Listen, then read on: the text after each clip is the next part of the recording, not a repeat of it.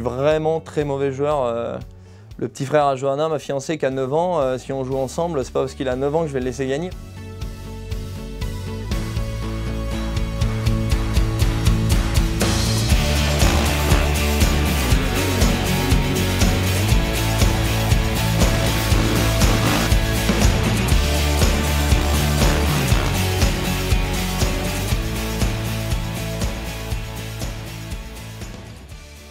Mon père était passionné de moto, du coup bon, il avait une moto, moi j'étais toujours après lui dans le garage. Et il a appris de bouche à oreille qu'il y avait un trophée de Normandie pour les enfants. Donc j'ai fait ma première course l'année de mes 7 ans. Et donc on a enchaîné championnat de France et puis voilà, ainsi de suite. Donc ouais, c'est comme ça que j'ai commencé.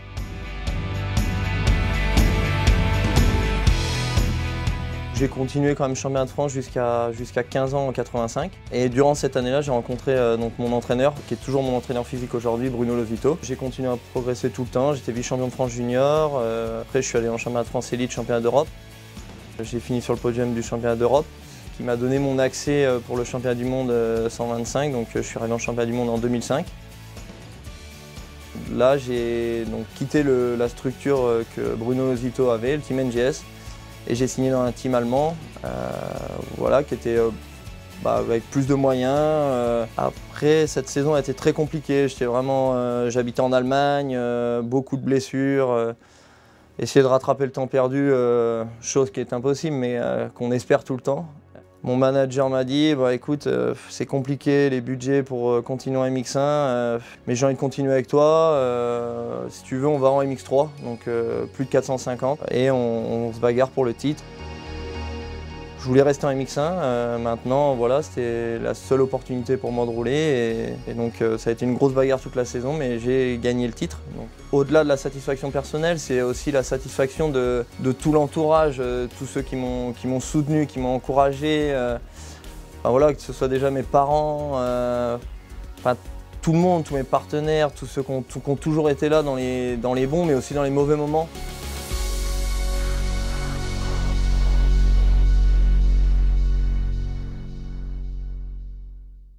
J'ai toujours aimé l'enduro parce que donc, mon père roulait en enduro et ça m'a toujours plu. Et je me suis dit, allez, c'est le bon moment, si tu veux aller en enduro, 25 ans, faut plus attendre trop longtemps.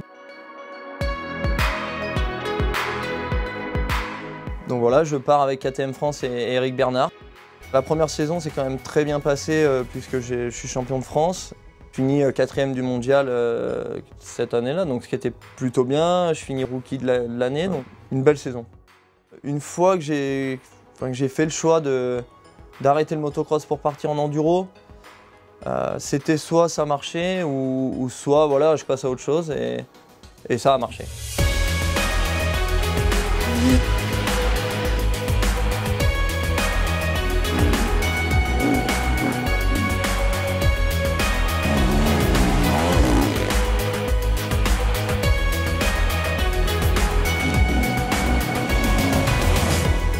La catégorie était très relevée, voilà, c'était une grosse bagarre. Déjà de gagner dans la catégorie, on va dire un peu numéro 1 de l'enduro, c'était une belle satisfaction.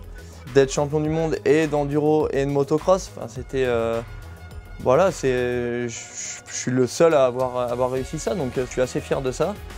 Et puis d'avoir réussi mon challenge de changer du motocross, d'aller en enduro et de gagner, donc c'était une belle réussite.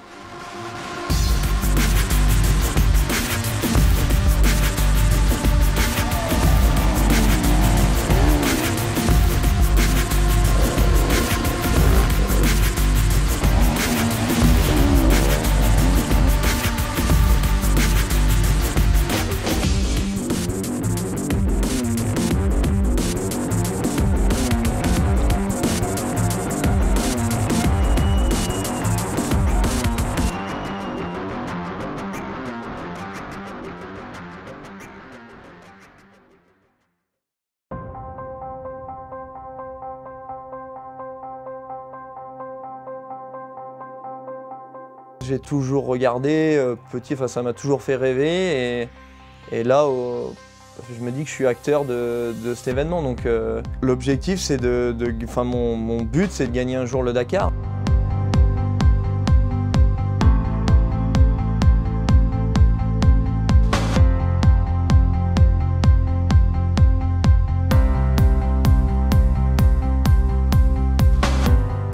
qui est compliqué, c'est de naviguer.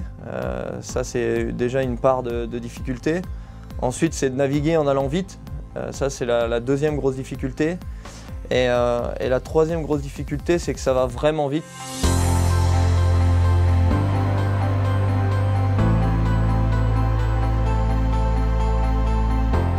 Le bruit que fait la moto qui est assez impressionnant quand on est à fond sur des pistes ou dans le sable. C'est dur à expliquer, mais c'est une sensation bizarre. Des fois, on a l'impression d'être vraiment seul au monde, au milieu de nulle part. Qu'est-ce qui te donne envie de remonter sur une moto ? La passion.